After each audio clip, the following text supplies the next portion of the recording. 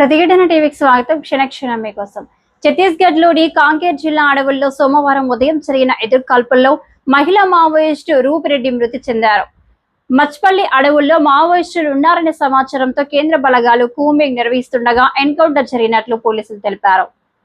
మరణించిన Maoist రూపిరెడ్డిని alias రంగబోయిన భాగ్యగా గుర్తించామని, మచ్పల్లి area committee మెంబర్గా పనిచేస్తుందన్నారు. తెలంగాణలోని సిద్దిపేట జిల్లా మిరుదొడ్డి మండలం ధర్మారం గ్రామానికి చెందిన రూపిరెడ్డి 2 దశాబ్దాలుగా మావోయిస్టు పార్టీలో పనిచేస్తుందని, ఆమెపై ప్రభుత్వం గతంలో 5 లక్షల రివార్డు ప్రకటించిందని కాంకేర్ పోలీసులు వెల్లడించారు. రూపిరెడ్డి భర్త దండకారణ్య స్పెషల్ జోన్ కమిటీ సభ్యుడైన విజయ్ రెడ్డి గతేడాది మాన్పూర్ జిల్లా అడవుల్లో జరిగిన ఎన్కౌంటర్లో మరణించాడు. భర్త మరణం తర్వాత రూపిరెడ్డి భద్రతా దళాలపై ప్రతీకారం తీర్చుకోవాలనే లక్ష్యంతో క్రియాశీలకంగా వ్యవహరిస్తుందనే ప్రచారం జరిగింది. చివరకు 8 నెలల వ్యవధిలో భర్త మరణించిన ప్రాంతానికి సమీపంలోనే ఆమె కూడా ప్రాణాలు కోల్పోయింది. ఇంకా అజ్ఞాతంలో ఉన్న మావోయిస్టులు వెంటనే లొంగిపోవాలని బస్తర్ ఐజీ సుందర్ రాజు సూచించారు. గతంలో డీజీపీ శివధర్ రెడ్డి ప్రకటించిన అజ్ఞాతంలో ఉన్న 5 తెలంగాణ మావోయిస్టుల జాబితాలో రూపిరెడ్డి ఒకరు కావడం గమనార్హం.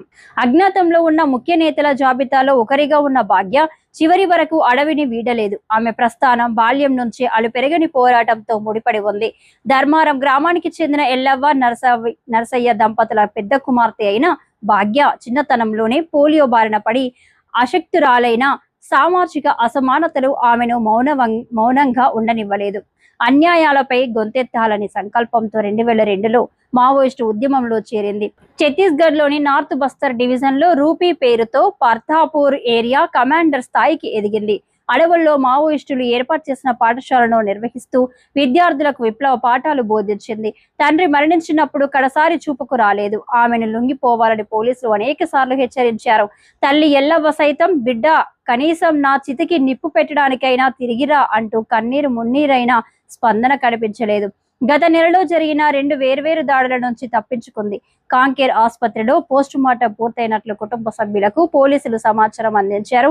మంగళవారం సాయంత్రం మృతదేహాన్ని స్వగ్రామానికి తీసుకురానుండగా బుధవారం అంత్యక్రియలు జరగనున్నాయి.